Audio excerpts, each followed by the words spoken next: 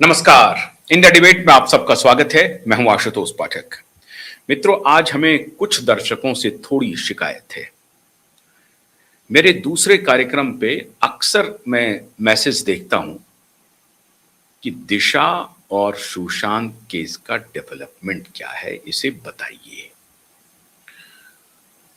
जब भी डेवलपमेंट होता है तो क्यूबाई उसके पहले आपको सूचना देती है, उसके बाद उसकी सूचना देती है। लगातार कैंपेन हमारा जारी है।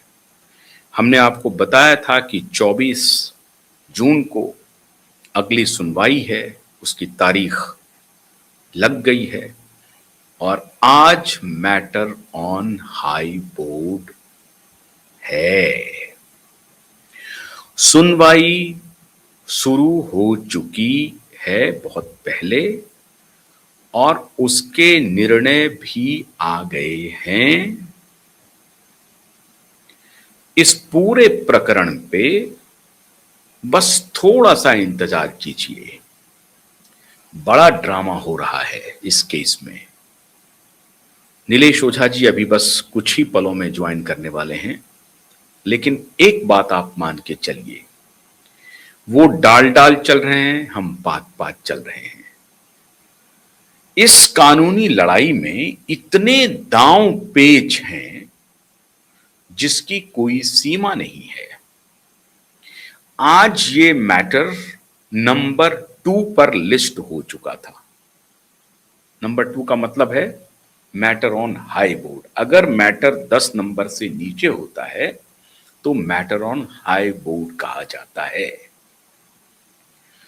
जस्टिस सारंग कोतवाल के बेंच में यह मामला आ चुका था, लेकिन आज एक नया तमाशा हो गया, अद्भुत तमाशा। और उस तमाशे को जब आप श्रीमान नीलेश ओझा जी बताएंगे और उसके बाद आज विस्तार से बताऊंगा कि ये खेल महाराष्ट्र में क्यों खेला जा रहा है, ये जानते हुए कि सब कुछ करने के बाद भी उनको न्यायिक निर्णय लेना ही पड़ेगा।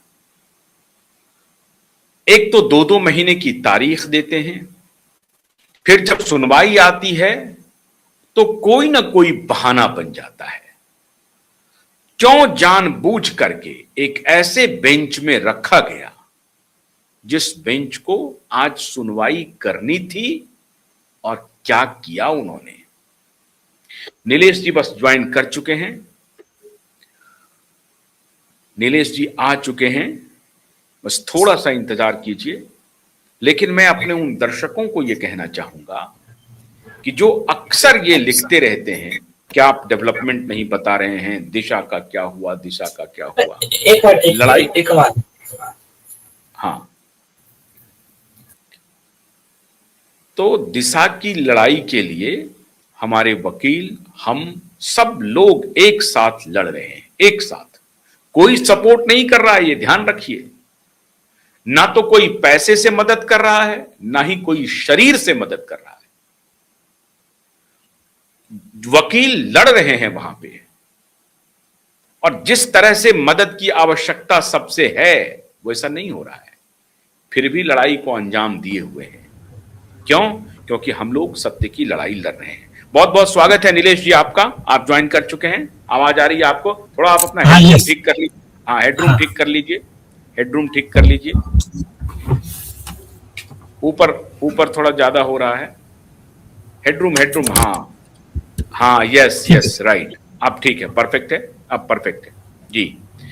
तो आज तो मैटर ऑन हाई बोर्ड था, हमारे दर्शक इंतजार कर रहे थे। तो आज क्या क्या हुआ सर कोर्ट में? कि मैटर आया शुरू में, जैसा हमने बताया, मैंने कहा सर ये वही मैटर है जिसमें आपने नवंबर में इनको फाइनल चांस बोल के 2 महीने का समय दिया था। तो कोर्ट ने, सारंग कोतवाल साहब थे, उन्होंने कहा देखो मुझे पूरा याद है, हम पूरा मैटर पढ़ के आए हैं। और अच्छा। उन्होंने जब हाई ऑन बोर्ड लगाया तो उस दिन भी उन्होंने कहा था कि देखिए इतना सीरियस मैटर है तो आप मतलब इसको पहले लगाना चाहिए था। तो रजिस्ट्री को कहा चेक करो कहीं दूसरे बेंच को असाइन तो नहीं किया, नहीं तो हाई ऑन बोर्ड लगाओ। तो उन्होंने, उनको पता है सीरियसनेस मैटर का। तो लेकिन जो ब्रदर जज थे, आज एक आशीष चौहान साहब बैठे हुए थे, तो उन्होंने कहा कि मैं इस केस से हटना चाहता हूं। तो मैंने कहा सर रीजन क्या है आपको केस से हटने का? एकदम रिस्पेक्टफुल मैनर में पूछा कि सर आप रीजन क्या है?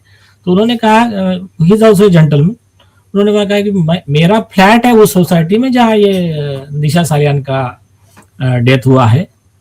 तो मतलब इनडायरेक्टली वो भी जज साहब का भी थोड़ा सा एक लिमिटेशन है, he is directly one of the possible witness भी हो सकता है, कॉन्फ्लिक्ट ऑफ इंटरेस्ट भी हो सकता है, बायस भी हो सकता है, तो इसलिए मैं ये केस नहीं सुन सकता। तो मैंने कहा सर ठीक है, एक कॉन्स्टिट्यूशन बेंच का जजमेंट है सुप्रीम कोर्ट का, जो supreme court advocate on record association recusal matter था जस्टिस खेर वाला 2016 का, उसमें जो जस्टिस मदन लोकुर का व्यू था, बाद में वही जजमेंट को फॉलो किया इंदौर डेवलपमेंट में। तो मैंने कहा सर उसके हिसाब से आपको ऑर्डर में लिखना पड़ेगा कि आप ये केस से क्यों हट रहे करके रीजन देना पड़ेगा। तो क्या बोले ठीक है मैं दे देता हूँ रीजन। तो उन्होंने ऑर्डर में पूरा डिटेल में रीजन दिया है, ये ऑर्डर आ जाएंगी। तो अभी अब ये मामला जाएगा अल्टरनेट बेंच के पास, मतलब अब उतना समय न लगेगा, अभी तो छुट्टियां वगैरह खत्म हो गई है। तो अभी ये मैटर इस बेंच से निकल के अल्टरनेट बेंच के पास जाएगा। अल्टरनेट बेंच कौन सा है?